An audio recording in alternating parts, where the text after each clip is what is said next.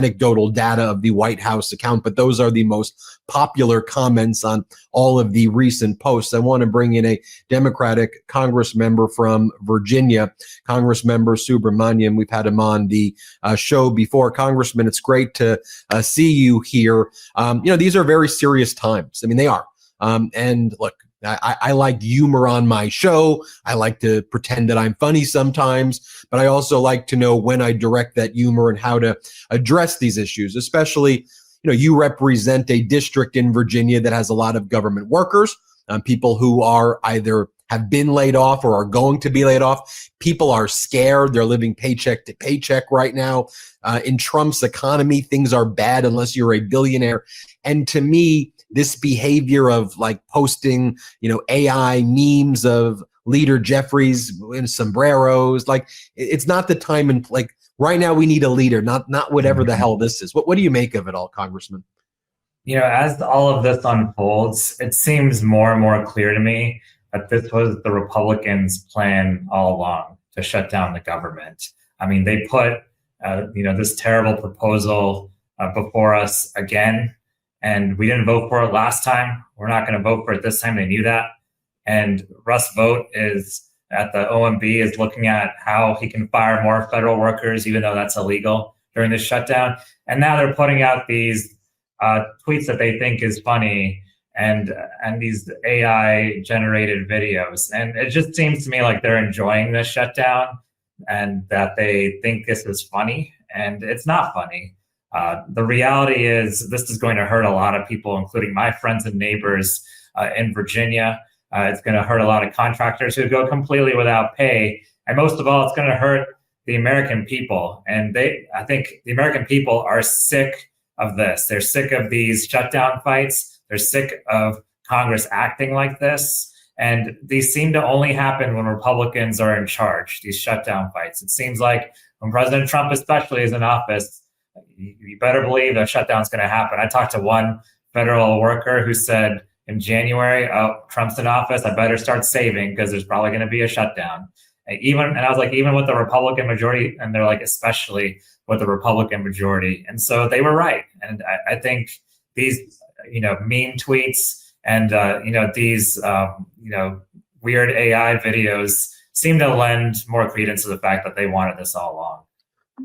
When you look at a lot of major crises that have taken place out here in California, horrible fires last January, I go back to Biden's administration where, maybe there would be a train derailment in the Palestine area in the Ohio, whatever it would be, it would actually see to me that's when these Republicans would like get giddy. Like they were like, oh, right, now's the time where we put our kind of right-wing disinformation machine and let's come up with the craziest crap to flood the zone. I mean, during the fires, there was a magical faucet that is on the border of California and Canada. Of course, it doesn't border Canada. And this faucet that Governor Newsom didn't turn on the faucet, and he was too focused on saving the smelt fish that he didn't care about the fires. And, seeing Governor Newsom's progression, the first 2 days, he was like, why would I respond to these stupid things? But then he realizes that if you don't deal with it, it has a way of bending reality. So you actually have to address these things. And now here, as we're dealing with the shutdown, you saw some of the posts that I showed you. I mean, they're saying what this shutdown is about is the Democrats demanded trillions of dollars for transgender surgeries in Peru, and they also are demanding trillions of dollars for illegal immigrants to go on Medicaid and to get the Affordable Care Act tax credits to the illegal immigrants. And it's so far out there that it's hard to, in a symmetrical way, address something that's such a lie, which is why I think they make the lie so big and outrageous. But what's your take on how you deal with that? And do you think the people in Virginia in your district are buying what's being sold right now to them? Yeah, if you want to raise your blood pressure, check out their news conference from earlier today, where Mike Johnson and John Thune were there. And basically they said that Democrats want to shut down because we want to provide healthcare to illegal aliens, and which is not true because these programs we're trying to protect are not, illegal immigrants are not eligible for them.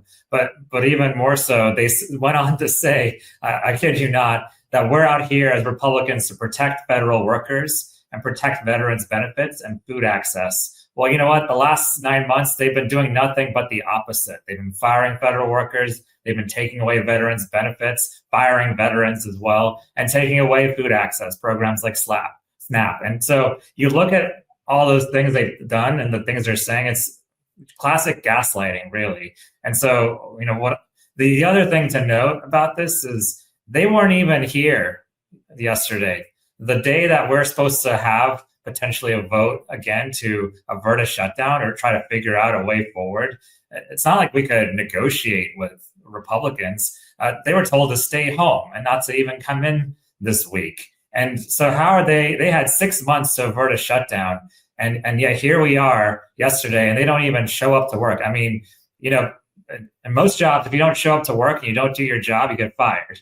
And I hope they all get fired over this because the American people deserve much better. Now, in my district, I have a very smart district with a lot of people who serve our government. They protect us, they keep us safe, keep us healthy, and they're either federal workers or contractors in many cases. And they're wise to this. They understand that shutdowns really only happen because of far right-wing Republicans. And remember, this speaker got to power because the previous Republican speaker was negotiating with Democrats too much, right? And so the Freedom Caucus, staged a revolt last time. And so that's the makeup of this current Republican House membership, is that they don't want to work with us. They just want to force us to vote for their crap.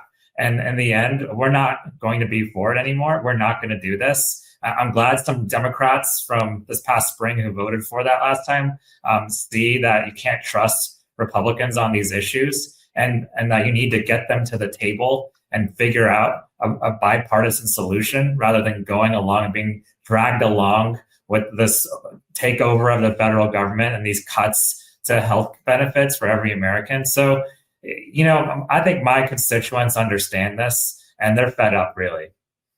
You sit on the House Oversight Committee. It's now being led on the Democratic side by Ranking Member Robert Garcia. You were elected in 2024, part of a new wave, if you will, of kind of younger Democrats. Well, you and I are the same age, younger Democrats who are, making sure to use the opposition role right now, though, to still conduct robust oversight, which I think a lot of people see with the stick-to-itiveness regarding the Epstein files. An issue that I'm wondering, your perspective as someone who sits on the House Oversight Committee is, Donald Trump keeps saying that he brought in $17 trillion. He repeats it over and over again.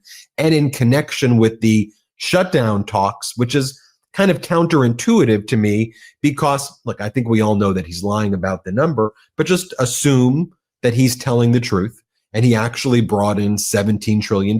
Well, no one on the House Appropriations seen the money. No one in the Treasury Department seen the money. No one on the Budget Committee seen the money. So that means $17 trillion is missing. I think about the Bernie Madoff scandal, one of the biggest Ponzi schemers in history. There, $45 billion went missing. And of course, we know what happened there. So if $17 trillion, as he keeps on saying, exists, what account is it in? Did he steal the $17 trillion? He's promised dividend checks and rebate checks over and over again. Shouldn't the American people who are struggling get this money right now? And why isn't anybody asking, well, which account is it in? Show us where it is. Seems like a big deal. Or is the number just so big that it's like, it's Donald being Donald? Yeah, no, show your math, right? And show us the proof. That's the thing. I mean, the reality is, I think a lot of people, they're just so numb now to all of his lies and his misdirection. And so he can throw out something like that and it's not news anymore. For any other president, it would have been big news. Oh, $17 trillion. That's not even possible. That must be a lie. But with this president, people are so used to him not telling the truth that, we are where we are. But yeah, I'd love to see his math on that. I would love to know why it's not being returned to the American people, if that's the case. What I do know is, we have all the accounting on how he's enriching himself and his family. That's billions of dollars, certainly. I mean, they're using all these grifts now, and they're using our foreign policy to enrich themselves, and people in the administration are enriching themselves. And so, I've sent many letters asking about that, haven't gotten much of a response. And anytime I speak up about it on the House floor, Republicans tell me that that's not decorum, that I should be nicer to the president, not be mean to the president. And so that's an actual policy that they have on the House floor now. So I think, we have to continue asking the questions, at least, and asking for the proof, knowing though that, most people, I think, have resigned themselves to the fact that this president doesn't tell the truth. And then to me, finally, before we go, I mean, there's just such a contrast right there between him bragging about the gold in the Oval Office and golden ballrooms, and he was in the UK in golden carriages, and he's talking about he turned the Rose Garden into Club Rose Garden, a club for rich Republicans only. He posts these videos of what the UFC fights on the White House lawn are going to look like. And so, I mean, you see that. And then you see, by the way, every day, what's the $50 billion Jared Kushner deal with the Saudis to buy EA barely gets reported to begin with as well, where he's funded by the Saudis and his affinity company. And then Saudis PIF bought it. But that's like a blip. Oh, yeah, that's just makes a bunch of sense. Trump Plaza in Saudi Arabia, $1 billion project announced this week as well. But you have that. Then you have what the American people are going through. Farmageddon, farmers on the verge of bankruptcy, if not already bankrupt, construction and manufacturing workers essentially in a recession, worst housing market since 1995. It just seems that contrast right there is so stark right now. So before we go, I want you to comment on that, because it seems that, it's one of these eat your cake moments, if you will. Mm-hmm. Yeah, that's the policy of this administration. Let them eat cake, right? Let's cut benefits, Medicaid benefits to people who need it most, so that we can fund tax cuts for the richest corporations and people, right? But we have to still be talking about this. We can't ignore this. We can't ignore the policies of this administration. However frustrating it is that it's not covered, we still have to bring up these issues. In the end, they rely a lot on indifference, and they rely a lot on fear and the projection of power. But they're really not as strong as people think. And I think what we have to do is push back. And really, whether it's someone who's affected by Medicaid cuts or a federal worker who's furloughed right now, everyone speaking up makes a huge difference. And I've seen it over and over again. When you speak up and when you fight back and you don't acquiesce to this administration, you see results, and you see them shift, and you see them retreat and get scared away. And so I think that continues to be our plan for how to push back, and it has to continue. And we have elections in Virginia coming up. Early voting's already started, and it's in November. And we can send a huge message in Virginia, New Jersey, and all across the country to people and to members of Congress on the Republican side included, that the people are not accepting these policies. And so, but it starts with actually speaking up about it and not being afraid. Congressman Subramanyam, appreciate you joining us. Thank you. Everybody hit subscribe. Let's get to 6 million subscribers.